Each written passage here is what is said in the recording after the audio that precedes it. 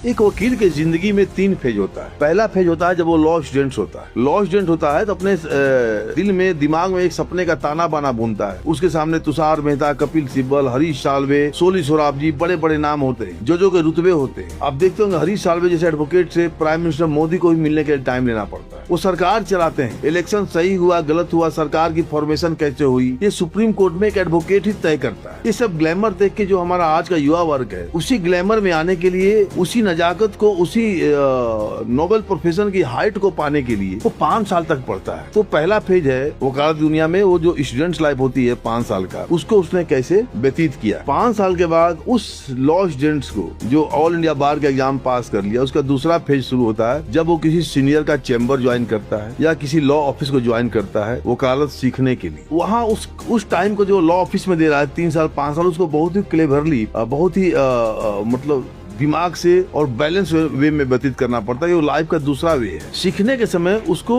अपने सीनियर के लाइफ को इतनी स्मूथ करनी पड़ती है, उसका सीनियर पर डिपेंड हो जाए। जब सीनियर डिपेंड होने लगता है तब वो काम को एलोकेट करने लगता है। फिर वो बोलता है ये बहस कर लो, ये ड्राफ्टिंग कर लो, तो उसको सीनियर का कॉन्फिडेंस जीतना पड़ता है। एक बार जब सीनियर का कॉन्फिडेंस आप जीत जाएंगे तो जो आपको 10,000 दे रहा है सीनियर, आपको 50,000 भी देगा, 1 लाख भी देगा, लेकिन उसकी डिपेंडेंसी आपके प्रति होनी चाहिए। उसको लगना चाहिए कि मैंने सही हाथों में फाइल दिया है। आप फाइल के साथ गलत नहीं कर पाए, क्योंकि अगर आपने ठीक से फाइल का पढ़ा नहीं और सीनियर ने आपको फाइल दे दिया है सीखने के लिए, आपसे कोर्ट पूछ रहा है कि इसमें किस प्रोविजन में ये फाइलिंग हुई, आप नहीं बता पा रहे हैं, तो फाइल खराब होगा। एक जो उसका क्लाइंट है आपके सीनियर का, वो भी खराब होगा, उसके साथ अन्याय होगा। और तीसरा फेज आता है, वो बहुत ही क्रिटिकल होता है, जब एक एडवोकेट डिसाइड करता है कि अब मुझे खुद के लिए प्रैक्टिस करनी है, अब हमें सीनियर के साथ नहीं रहना है, अब हमें अपना ऑफिस बनाना है। और फिर वो एक काला कोट पहनता है और बैंड पहनता है और अपना खुद की कमाई से एक गाउन खरीदता है। लेकिन जिस दिन वो बैंड पहनता है ना, उसको प्रतिज्ञा करनी चाहिए कि हम हर साल एक काला कोट खरीदेंगे। हर साल काला कोट खरीदने का मतलब है कि वो प्रैक्टिस बंद नहीं करेंगे। बहुत वकीलों को देखे होंगे कि आपने एक ही कोट है उनके पास, वो काला कोट सफेद होने लगता है, उसके बदलने के लिए उनके पास पैसे नहीं होते।